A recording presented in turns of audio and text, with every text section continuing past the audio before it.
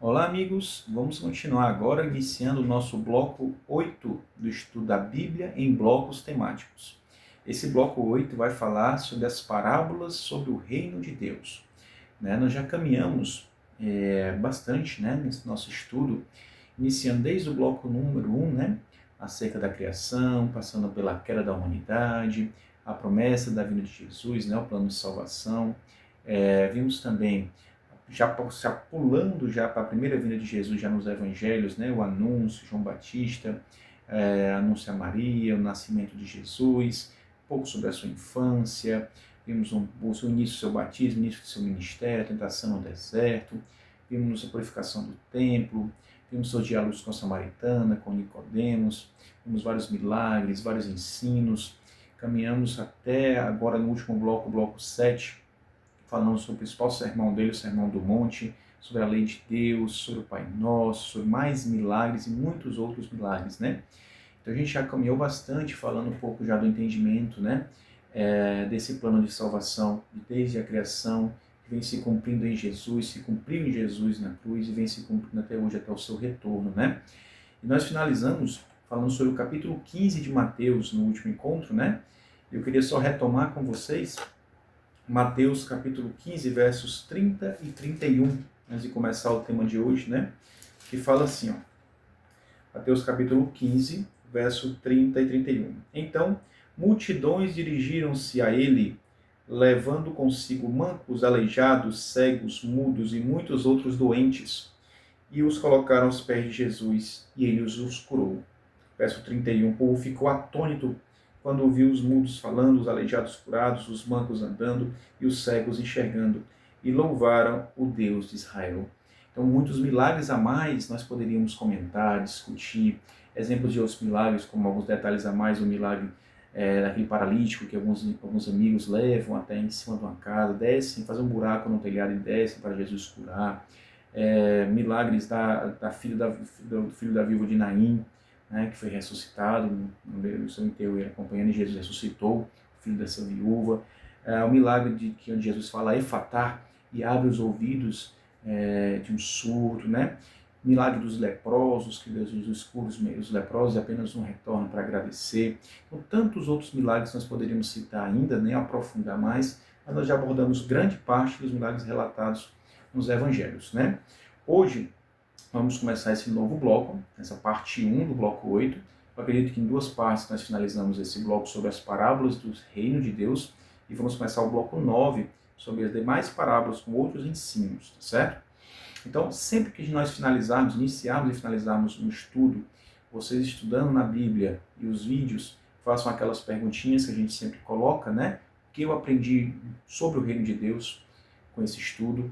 E a principal pergunta, a segunda também, como pôr em prática na minha vida? O que isso muda em minha vida e qual a decisão que eu tomo em cima disso, Também lembro vocês que vejam sempre as descrições dos vídeos que eu coloco logo no mesmo dia que eu posto o vídeo ou no dia seguinte, alguns dias depois, eu coloco na descrição dos vídeos, dando alguns esclarecimentos a mais, complementando alguma questão que tenha ficado de mau entendimento. Então sempre olhe as descrições dos vídeos, tá bom? Algum ajuste a mais. Vou postar esse vídeo hoje, talvez as descrições não venham hoje, eu vou reescutar esse vídeo algumas vezes, até hoje, amanhã, nos próximos dias, e vou colocando nas descrições. Mas qualquer dúvida que aparecer do estudo até hoje, pode falar diretamente no Instagram com a gente ou no WhatsApp para quem já está no grupo de estudo, tá bom? Então, começando hoje, vamos começar a falar sobre algumas coisas sobre as parábolas. Por que parábolas? Parábolas do reino de Deus. Então, antes de iniciar, o que seria esse reino de Deus? Jesus, ao vir, e João Batista já anunciava, arrependei-vos, pois o reino chegou. Jesus falava que o reino havia chegado já naquela época quando ele chegou. E realmente o é. O reino da graça se fez presente entre nós com a vinda de Jesus. A sua graça, que nos justificou, nos santifica e nos salva. Mas também virá o reino da glória, que é quando ele vier em sua glória e majestade em sua segunda vinda, em seu retorno, e trará o reino da glória. Então existe o reino da graça, que iniciou-se com a vinda de Jesus e vivemos hoje, e o reino da glória, que virá com a vinda de Jesus. Sobre os mistérios desse reino de Deus, a gente vai entender um pouco. Como a nossa mente é muito limitada, então Jesus usa parábolas. Um exemplo simples, que a gente possa tentar compreender realidades celestiais muito superiores à nossa mente, sobre o reino de Deus, sobre o juízo, e possa ter algum entendimento em relação a isso. Então, um dos principais motivos de nos falar sobre parábolas é isso. E também para aquele que queira entender, tem que raciocinar, buscar, tentar compreender. Não é só escutar, é pensar em se interessar e buscar para poder entender. Esse questionamento os próprios discípulos nos fizeram, né? Por que falar em parábolas, né? A gente vê que isso já tinha sido profetizado. Quando a gente vai ver no capítulo 13, né? Então, relatando esse bloco, essa parte 1, nós vamos falar de Mateus capítulo 13, tá bom? Vai ser o nosso foco, que é o principal capítulo que fala sobre parábolas do reino de Deus. Na parte 2, nós vamos ver alguns versos de Mateus 20, 22 e de Marcos 4. E a gente finaliza esse bloco 8, tá bom? Hoje o foco é Mateus 13. Em Mateus 13, capítulo 13, versos, deixa eu ver aqui, 34 e 35, nós temos uma indagação. 34 e 35, ele fala assim: todas essas coisas falou Jesus à multidão por meio de parábolas, e nada lhes dizia sem usar palavras enigmáticas. E assim, verso 35, cumpriu-se que foram dito por meio do profeta: abrirei em parábolas a minha boca, proclamarei coisas ocultas desde a fundação do mundo. Então isso tinha sido profetizado, e isso é reforçado também no mesmo capítulo, né? Capítulo 13 de Mateus, dos versos 10 a 17, os discípulos indagam Jesus, verso 10, ó. Então os discípulos se aproximaram dele e perguntaram: por que falas por meio de parábolas? Né? Jesus vai explicando, né? Porque a vós outros foi dado o reconhecimento dos mistérios do reino de Deus, mas a eles isso não nos foi concedido. E o verso 14, verso 13, por isso lhes falo por meio de parábolas, porque vendo não enxergam, e escutando não ouvem, muito menos compreendem. Ou seja, tem que buscar, quem quiser entender. Aos discípulos que estavam semeando e ensinando, Jesus foi explicando com mais cautela para que eles pudessem ensinar. Mas aos demais, teriam que abrir o coração, buscar e entender. Até hoje, tem que ter interesse, tem que ter a nossa parte de buscar a graça de Deus e o conhecimento sobre o reino de Deus, né? E aí, no verso 14 ele fala: nele se cumpre a profecia de Isaías, ainda que continuamente estejais ouvindo, jamais entendereis, mesmo que sempre estejais vendo, nunca percebereis. Então, cumpriu o que Isaías também tinha falado, né? Então, as parábolas são utilizadas dessa forma, para que a gente possa entender um pouco dessa realidade, mas se houver interesse de nossas partes, né? Da nossa parte, né? E aí, pessoal, a gente vai começar a partir do verso 2. Jesus se reuniu ali à beira do mar da Galileia, né? E aí ele afasta, em geral, o barco um pouco mais ali da beira do rio, do mar da Galileia, né? Na verdade, do lago de Tiberíades, né? No lago. E ele usava o vento para usar a sua voz, uma técnica de oratória, para que o vento conduzisse sua voz a uma maior quantidade de pessoas. Até isso Jesus sabia fazer na grande oratória que ele fazia, na Sermão do Monte também, a posição que ele ficava, para o vento também ajudar que o som chegasse, não havia microfones naquela época, né? E aí, a partir dos versos 3 a 9 e 18 e 23 a 23, nós vamos ver, podemos ver, e leiam, a gente não tem tempo para ler tudo, as parábolas sobre o semeador, falando sobre esse reino de Deus, falando da parábola do semeador, que é muito conhecida, em que o semeador, isso vai sendo explicado a partir do verso 18, né? A gente pode ver, mas leiam toda essa parábola, né? Que o semeador seria o próprio Jesus, e nós devemos dar continuidade a esse serviço da semeadura, né? Que a semente seria a palavra de Deus que é semeada, que é a evangelização, parte da nossa evangelização, né? E os terrenos que esses sementes vão cair na semeadura são os nossos corações. Ele fala que alguns desses sementes caem em terra à beira do caminho, em corações que não vão compreender e entender aquela mensagem, e o inimigo o levará para distante da mensagem do reino, né? Vai falar também que algum dessas sementes cairá em terreno rochoso, em corações rochosos, duros, que até recebe com alegria aquela palavra, com a emoção, né? Mas com os primeiros problemas da vida vai abandonar, porque não tem raízes profundas, né? Isso a gente vê até em Jeremias 17, né? 9 e 10, falando que o coração é muito enganoso, as emoções são muito enganosas. Então, muito cuidado com teologias e igrejas que pregam a teologia da emoção, apenas aquela questão do grande show, entretenimento, emoções. Não, é decisão diária, mesmo com sentimentos ruins, às vezes, sentimentos contrários, às vezes nosso coração é muito enganoso. Então nós tomamos a decisão por conhecer a palavra de Deus, dar o sim a Deus todos os dias, independente do que nossos corações às vezes estão predispostos. Aquela luta que Paulo falou, né? Eu faço aquilo que eu não desejaria fazer, né? Porque é aquela luta interior do velho homem e do novo homem, né? Buscando fazer que racionalmente a gente decide, né, fazer. O terceiro solo seria as sementes que caíram aos espinhos, né? Que foram sufocadas pelas preocupações da vida, né? E logo também não produziram bons frutos.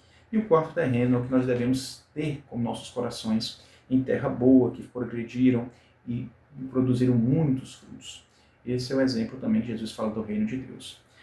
Mais para frente, a gente vai ver Jesus falando, e só lembrando que nós temos que continuar esse processo de semeadura, e a gente semeia, mas é o Espírito Santo que convence, como ele fala, como em João capítulo 10, versículo 16 fala, né, que o Espírito Santo é quem convence. Tá bom?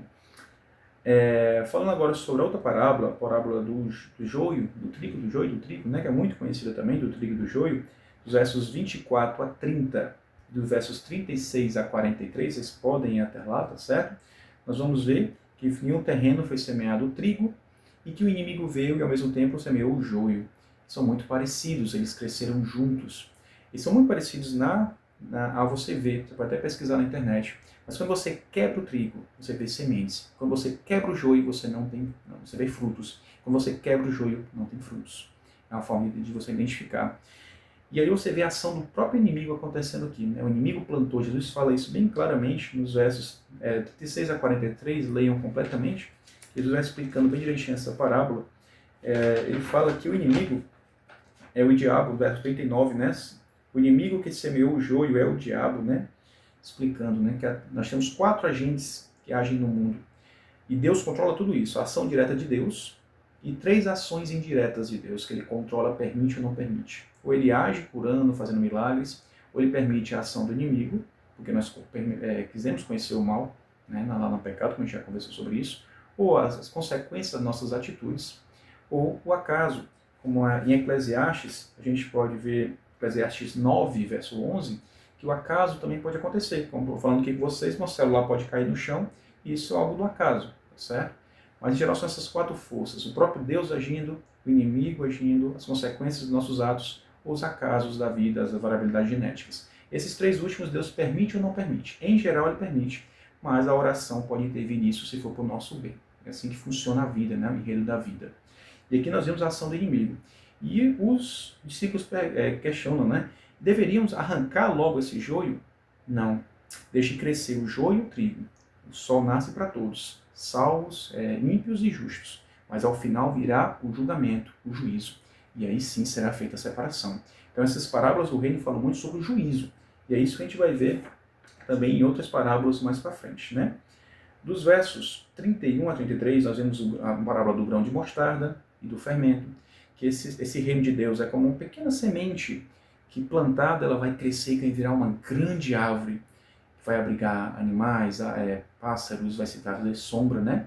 Ou um fermento, que ao produzir ali o pão, o trigo, você põe um pouco de fermento e sem perceber aquela massa vai crescer, mesmo sem a gente perceber. Por mais que o fermento seja um sinal no Antigo Testamento, como até no Novo também, como símbolo do pecado, aqui fala mais da ação do fermento, que faz crescer e expandir de uma vez uma pequena semente. Nesse reino de Deus ele cresce pela graça de Cristo, pela ação do Espírito Santo, né? Dos versos 44 a 52, vamos ver as parábolas do tesouro escondido, da pérola de grande valor e daquela rede da pescaria, né? Esse tesouro escondido, um homem que vendeu tudo, comprou aquele terreno porque achou um tesouro escondido, ou vendeu tudo e comprou aquela pérola porque achou a verdade, achou a Cristo e vendeu tudo, deu toda a sua vida por aquilo, né? Nós temos que dar tudo que nós temos focando no reino de Deus. E a rede fala do juízo. Haverá uma pesca no final, os bons peixes serão separados e os outros serão desprezados, né? Leiam direitinho até o verso 52. E ao final do capítulo fala de Jesus voltando à sua terra de Cafarnaum, onde ele não era bem recebido, falava que os profetas não são bem recebidos na sua terra natal, onde ele fez poucos milagres, porque pouca fé acontecia, os milagres só viriam pela fé, e que nós vemos a imagem citada dos irmãos de Jesus, como a gente já conversou, né? Já discutimos sobre isso, a questão dos irmãos de Jesus. Então, era isso que eu queria passar para vocês hoje. No próximo vídeo a gente vai finalizar as parábolas do reino. Deus abençoe vocês. Um abraço, pessoal.